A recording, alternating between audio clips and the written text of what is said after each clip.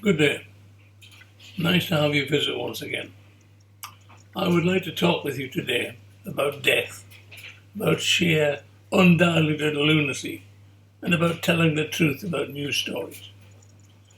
I read a story about a week, maybe 2 weeks ago, about a youngster, a young 12-year-old boy, about how he ended up in a coma, and about the lunacy of parents who will not stop shouting. Young Archie was trying something extremely stupid as a part of some lunacy sprouting up on some internet channel, allegedly TikTok or some other garbage producer. The test was to wind a rope or something else around your neck and see how long you can survive before untying it, or some other form of suicidal activity. I don't know the full details. Maybe someone who's gone through his internet history can maybe confirm this. What anybody else comes up with is pure surmise. By the time he was admitted to hospital, he was already in a coma, and after a battery of tests, he was declared brain dead.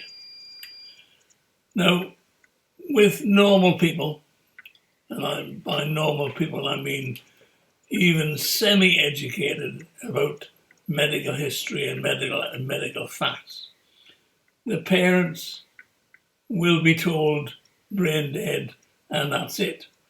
You switch the battery of medical equipment off and you let that poor body go to rest. It's as simple as that.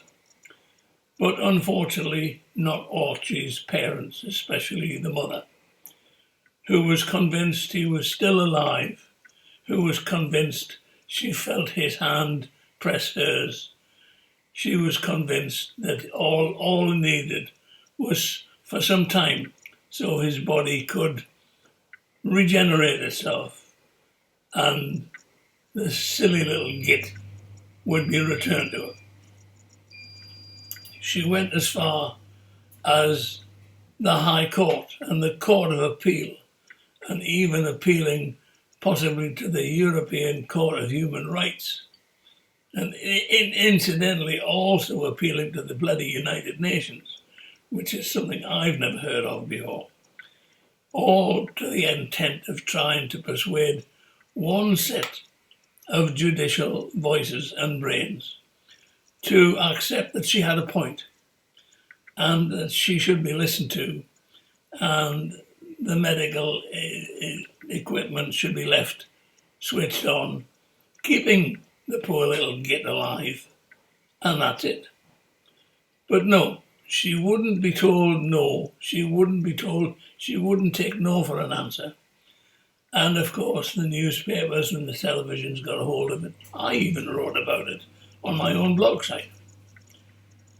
But eventually, she has to declare, fair enough, all legal processes have been fought and she has failed, or says she's failed, despite her son being literally brain dead already. And he dies legally, and the machines are switched off. But now here comes the strange bit, and strange as far as this Englishman is concerned.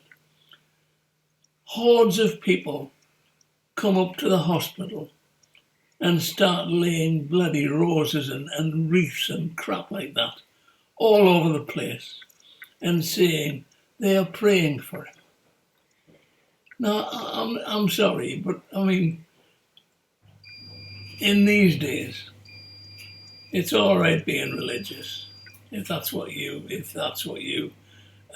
believe in. Fair enough, but why plant hordes and hundreds of wreaths in memory?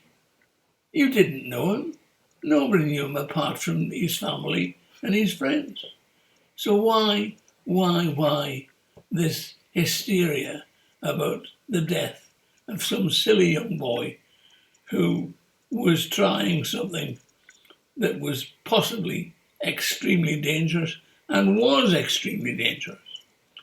I just cannot imagine for the life of me what they are bloody thinking about.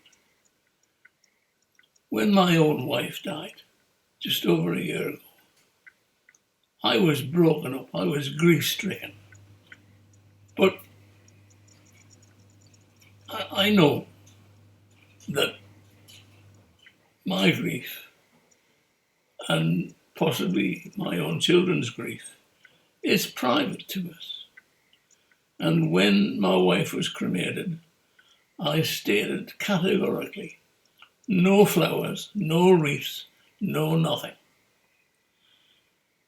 When I see hordes of fans depositing flowers and wreaths, and in one extreme case with some young woman pop singer who literally was told what she was doing was lethal, but she didn't take any notice of anyway.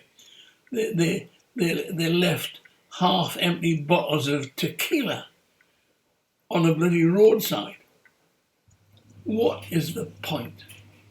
What is the point of declaring your adoration for somebody who really, really didn't deserve it? I just cannot understand it.